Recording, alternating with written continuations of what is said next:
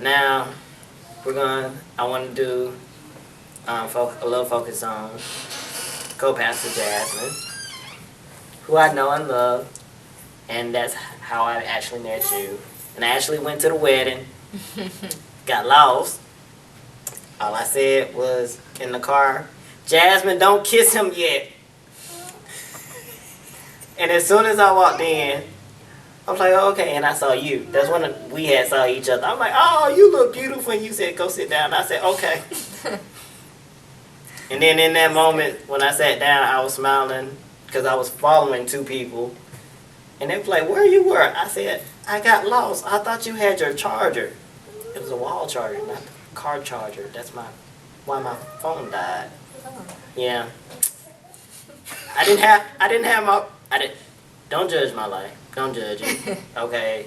I did not have a car charger. Just had a wall charger. So after that, they said, I'm going to whoop you when we get home. But anyway.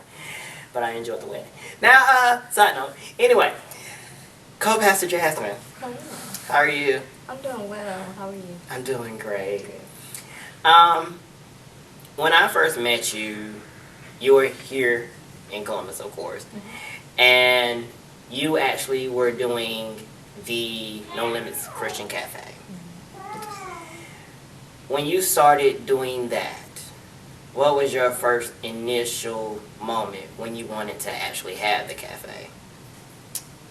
I think it was, I went home one Christmas for just vacation, and I went to a cafe back home.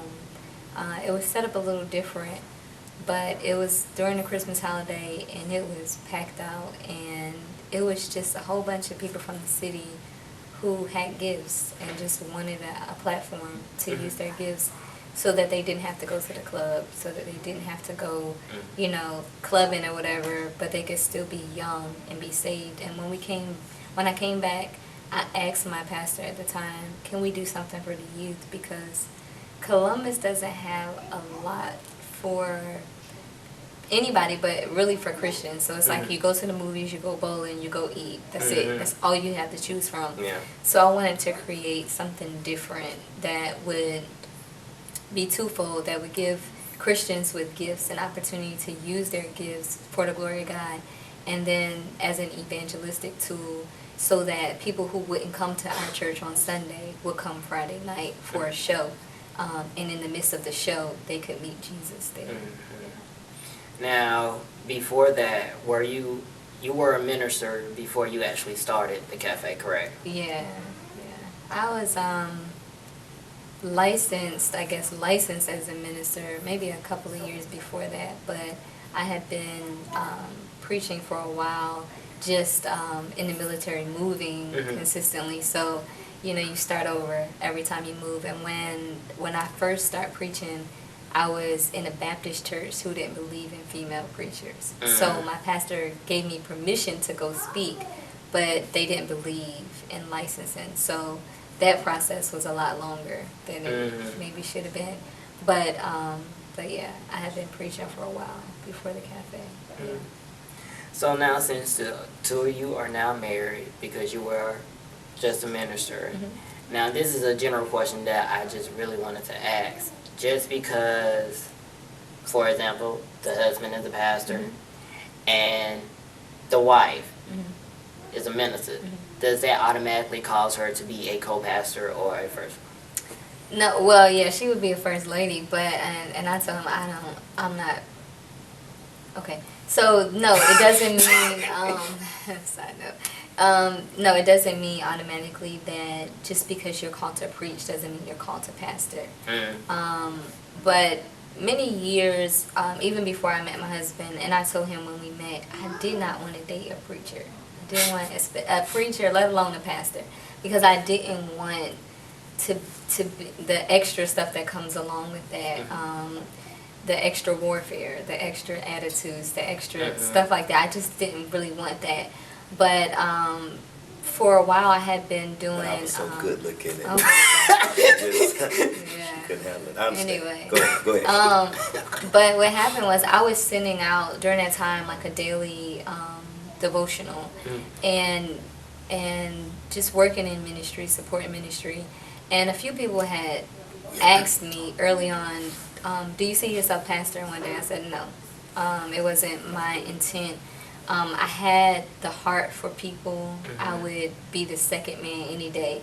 But I never imagined or never would have started a church by myself.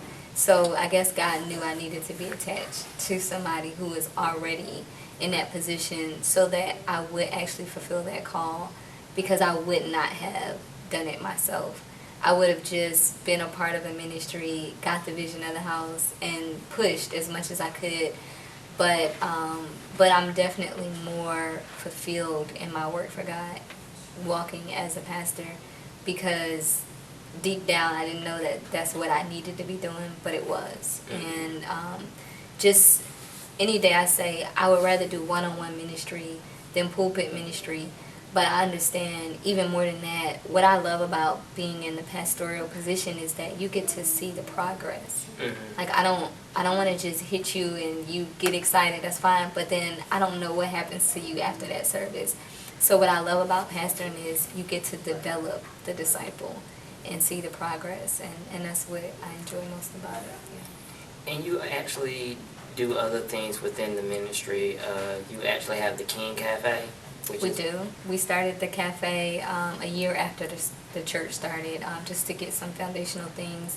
So the cafe's been going on for 2 years now, and that's opened up great opportunities for members who are gifted that you really don't even know. You know, you'd be amazed with what people have to offer that if they weren't given a platform like that, they would never tell you. You know, poets, dancers, singers, all that, musicians that they wouldn't join the choir, they wouldn't join the praise team, but they might get up and do a solo for something like this. They might get up and do a rap, you know, which, things that don't necessarily fall in place for a traditional Sunday morning service or Sunday evening service is what we have, but things that you can't always fit into your regular worship experience, giving them that platform so that they don't have to go to the nightclub to do it. Because that's what a lot of gifted people do. They go to the club because that's the opportunity they have. And they want to use it for the glory of God, but they don't have an opportunity. So, yeah, we do that. Okay.